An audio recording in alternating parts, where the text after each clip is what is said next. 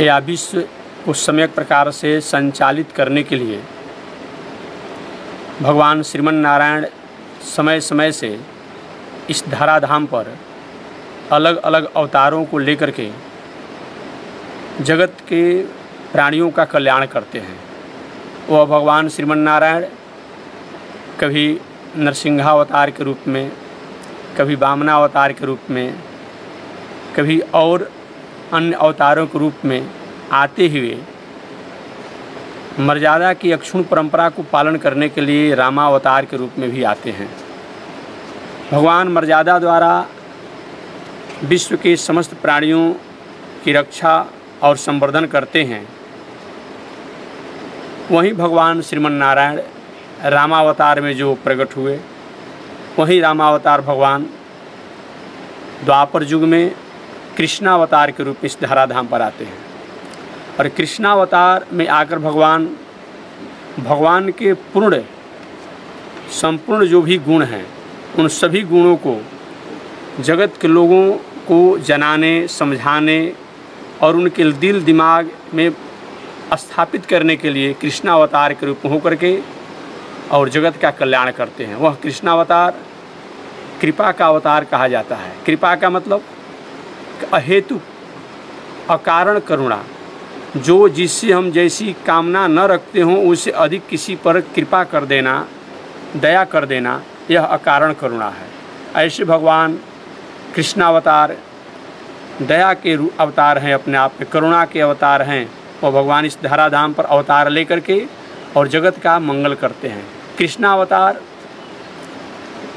के हर द्वापर युग में प्रकट होकर के और हम संसार के प्राणियों को यह उपदेश देते हैं कि हे दुनिया में रहने वाले लोग, जब तक से तुम्हारे दिल का, दिमाग का, मन का, बुद्धि का, चित्त का, व्यवहार का कालापन नहीं जाएगा, धुंधलापन नहीं जाएगा, कटुता नहीं जाएगी, कठोरता नहीं जाएगी, असहर्ता नहीं जाएगी, असहिष्णुता नहीं जाएगी, असमानता नहीं जाएगी, तब असमरसता नहीं जाएगी, तब तक से तुम इस संसार में कल्याण को प्राप्त नहीं कर सकते हो। इसी उद्देश्य और इसी संदेश को जनाने के लिए भगवान कृष्णावतार के रूप में इस धराधाम पर आते हैं। वह भगवान भाद्र महीना के कृष्ण पक्ष के रोहिणी नक्षत्र के अष्टमी तिथि को प्रकट हुए, जिनका हर साल हम पूरे विश्व के लोग उनके जन्म महोत्सव को मनाते हैं। वह भगवान के प्रकट का काल बताया गया है कि सिंह मासे असिते पक्षे रोहिण्याम चाष्टमी तिथौ चरमार्थ प्रदातारम कृष्णम वंदे जगत गुरुम। सिंह मास से मानो भगवान कहना चाहते हैं कि मैं सिंह मास यानी भाद्र महीना में प्रकट होकर के मैं यह संसार के लोगों को यह विश्वास देना चाहता हूँ कि हे संसार में रहने वाले लोग, जैसे सिंह जंगल में रहता है, सभी प्राणियों को निर्भय करता है कि मैं हूँ तो तुम्हें किसी प्रकार का भय नहीं है, उसी प्रकार से मैं सिंह मास में प्रकट हुआ हूँ।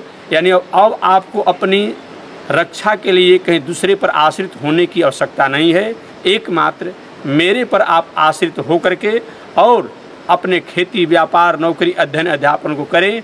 इस संसार में भी आप कल्याण को प्राप्त करेंगे और शरीर त्यागने के बाद हमारे धाम को प्राप्त करेंगे। ऐसा विचार कर भगवान सिंह मास, सिंह माने भाद्र महीना में अपना प्रकट होते हैं। असिते पक्ष से कृष्ण पक्ष में भगवान प्रकट होते हैं।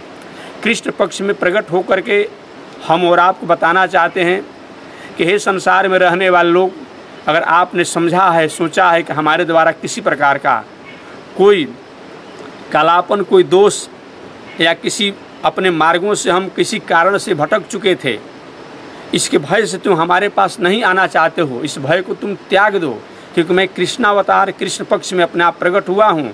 अतः तुम्हारे सारे अपने आप दोषों को समाप्त करके तुम्हारा मैं उद्धार करूँगा और चरमार्थ प्रदातारम, और चरम अर्थ को अपने आप देने के लिए अर्थात मुक्ति को प्राप्त कराने के लिए भगवान इस धराधाम पर अपने आप आते हैं। ऐसे भगवान श्री कृष्ण के जयंती महामहोत्सव के पावन अवसर पर पूरे विश्व की तरफ से अपने आप में हम भगवान से प्रार्थना करें कि सबका मंगल करें, राष्ट्र का मंगल हो, विश्व का मंगल हो, समाज का मंगल हो, समस्त प्राणियों का मंगल हो। जय श्रीमन नारायण, जय श्रीमन नारायण।